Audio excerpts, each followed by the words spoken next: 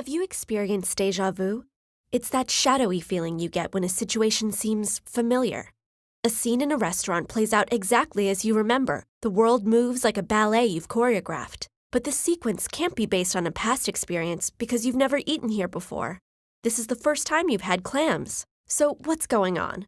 Unfortunately, there isn't one single explanation for déjà vu. The experience is brief and occurs without notice, making it nearly impossible for scientists to record and study it. Scientists can't simply sit around and wait for it to happen to them. This could take years. It has no physical manifestations, and in studies, it's described by the subject as a sensation or feeling.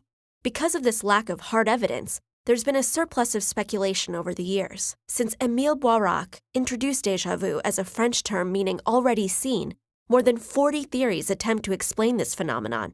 Still, recent advancements in neuroimaging and cognitive psychology narrowed down the field of prospects. Let's walk through 3 of today's more prevalent theories, using the same restaurant setting for each. First up is dual processing. We'll need an action. Let's go with a waiter dropping a tray of dishes. As the scene unfolds, your brain's hemispheres process a flurry of information. The waiter's flailing arms, his cry for help, the smell of pasta. Within milliseconds, this information zips through pathways and is processed into a single moment.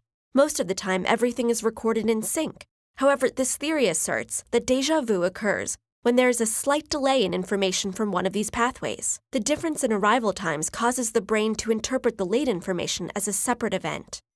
When it plays over the already recorded moment, it feels as if it's happened before because, in a sense, it has. Our next theory deals with a confusion of the past rather than a mistake in the present. This is the hologram theory, and we'll use that tablecloth to examine it. As you scan its squares, a distant memory swims up from deep within your brain.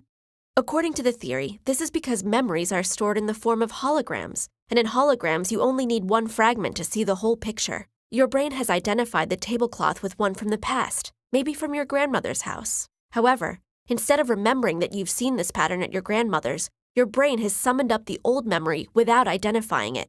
This leaves you stuck with familiarity, but no recollection. Although you've never been in this restaurant, you've seen that tablecloth but are just failing to identify it. Now look at this fork. Are you paying attention?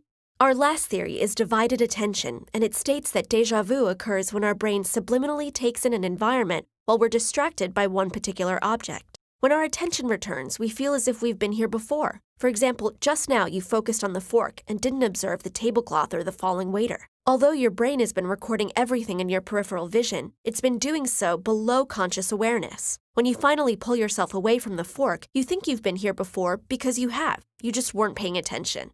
While all 3 of these theories share the common features of déjà vu, none of them propose to be the conclusive source of the phenomenon. Still, while we wait for researchers and inventors to come up with new ways to capture this fleeting moment, we can study the moment ourselves. After all, most studies of déjà vu are based on first-hand accounts, so why can't one be yours? The next time you get déjà vu, take a moment to think about it. Have you been distracted? Is there a familiar object somewhere? Is your brain just acting slow? Or is it something else?